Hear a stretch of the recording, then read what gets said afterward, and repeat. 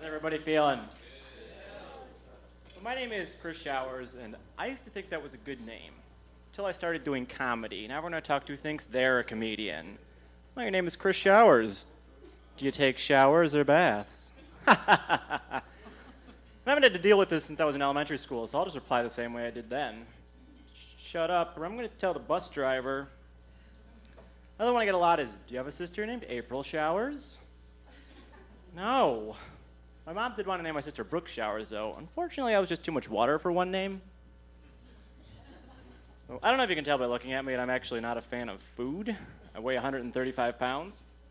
And I think they should have a guy like me on The Biggest Loser every season, just to piss off the fat guys. So I tried out for the show. And the producer said to me, wrong kind of loser. Just right down the hallway, they're having auditions for Beauty and the Geek. I work for a small tech company in Ann Arbor, and I'm a pretty smart guy, but everyone else there is walking around with a PhD in something I can't even comprehend. We've got like a biomedical engineering, a signals processing, a philosophy, and it got me to wondering how I got the job there in the first place. So eventually I came to realize, although they do want smart people, when it comes time to assemble the desk, they needed someone who didn't think they were too good to do that. So another part of my job is to make sure all the computers are working, they get on the internet and all that, and I just love it when someone with twice my IQ asks me for help. I'll get a question like, hey Chris, I can't get on the internet. Well, here's what I'm going to do for you. I'm going to unplug it and plug it back in. Without fail, they always come back with, why did they make this stuff so complicated? Complicated? Can you even explain to me what you do here? Because I don't think you can explain that to me. But unplug it and plug it back in, that's too complicated. Like, in fact, like 75% of the phone calls I get are from people looking for help with their PC. And I don't mean at work, I'm talking at home too. So I changed my voicemail message from, you reached the voicemail of Chris Showers, to unplug it and plug it back in. Does anyone here have kids? Can I get a round of applause for kids? Nice. Yeah, I haven't even seen a kid in like a decade. But last time I checked, they had this Barney guy. I don't know if they still have him. But when I was a kid, we had something similar.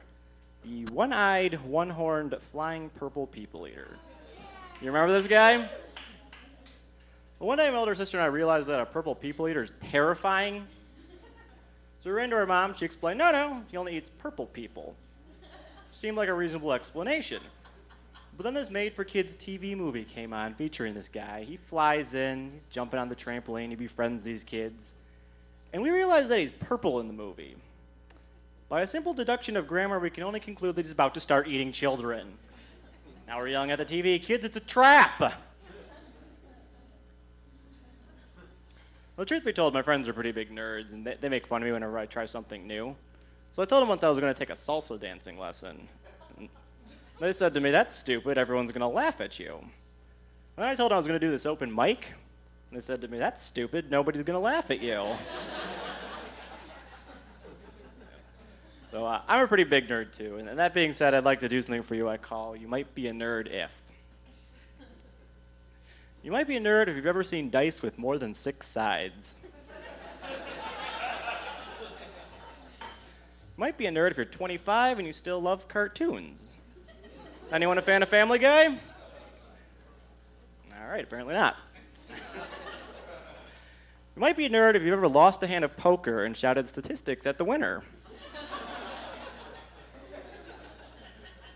You might be a nerd if you've ever signed a petition to bring back a canceled TV show. Extra points if the petition was online.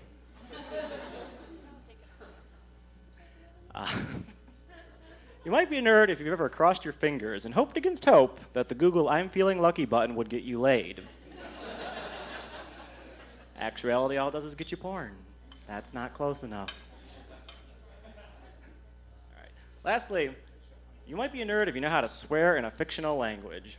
All right, that's my time. I was Chris Showers.